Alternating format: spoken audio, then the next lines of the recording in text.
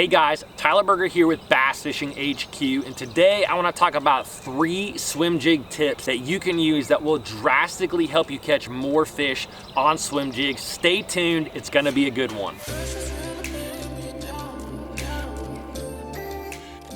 All right guys, before we get into the video, we are slowly approaching 25,000 subscribers on the BFHQ channel. I'm really excited about that, and I'm doing a big giveaway when we hit 25,000 subscribers. I'm giving away this reel, but not this exact reel. I'm giving away a brand new Akuma Helios XX reel. It's a reel worth $225. It's an extremely nice bass reel. I've got to use this reel a lot this year, and I really love it.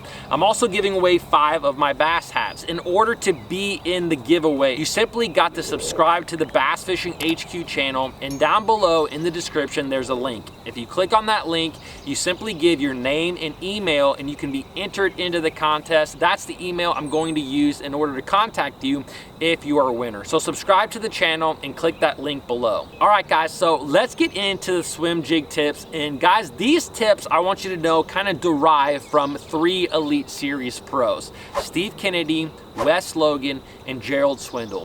Yeah! Yeah! Woo! You got him, baby! I got him!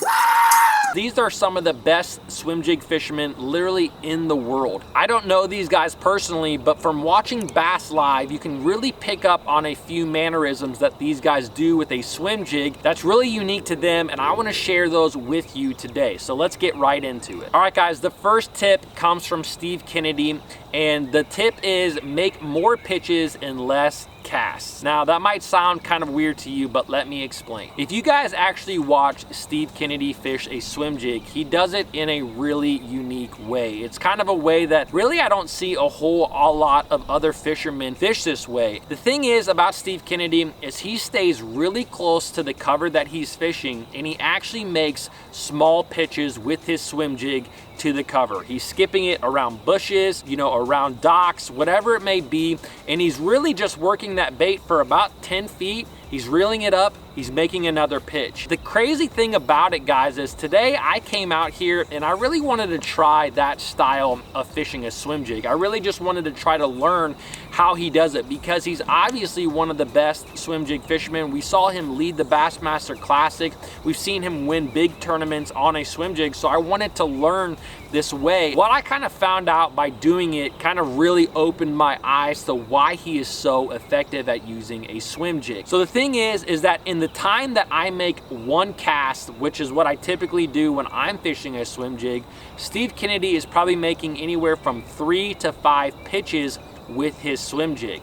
Now I typically stay a little bit more off the cover. I'm casting to the cover and bringing it out, but there's a lot of waste in my cast. You know, there's a lot of time when my lure is really not even in the strike zone. The way that Steve Kennedy fishes his swim jig, he really eliminates waste.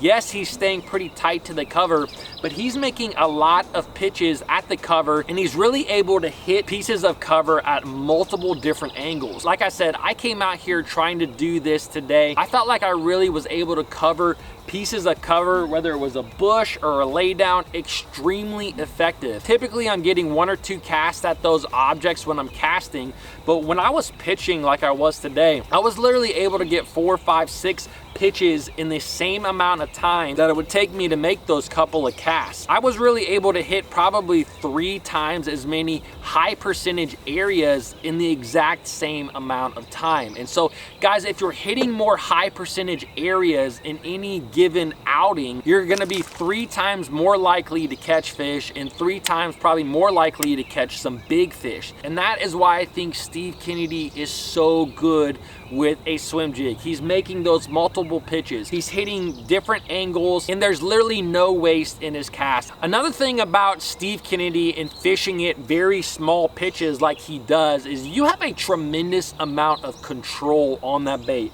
When you're only pitching it a few feet away from you, you really have a ton of control. Like you can manipulate that lure around different logs or bushes. You can make it come at different angles. You have a ton of control, which I think is something that you don't have as much control over when you're making a longer cast. I highly suggest that you try this style of fishing, because I think that if you can make it work, you are going to be the best swim jig fisherman on your lake or on your pond or river or wherever you're fishing. Now, with all that being said, guys, there are situations where you simply can't really make these short pitch casts. You know, sometimes a swim jig can be really effective on larger grass flats. In that situation, you're going to be making longer casts. If you're fishing a large grass flat where the bass could really be anywhere, then your cast is in the strike zone for the majority of the time, unlike if you're fishing bushes and laydowns and things like that. All right, guys, let's get into tip number 2, and this tip comes from Wes Logan. I'm not sure if you guys have watched the Bassmaster Elite Series this year, but we saw Wes Logan win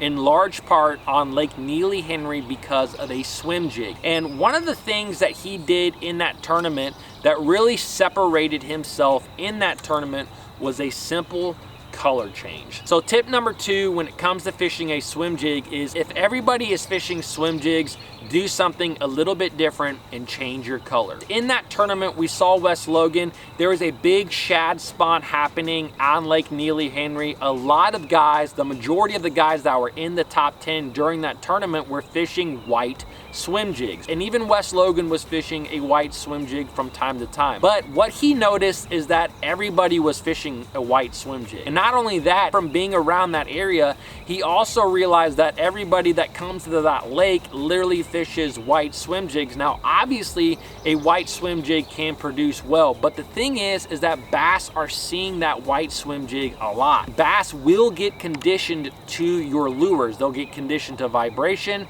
They'll get conditioned to colors. So in that tournament, he had several fish that came up and swiped at his white swim jig. He would set the hook and miss them.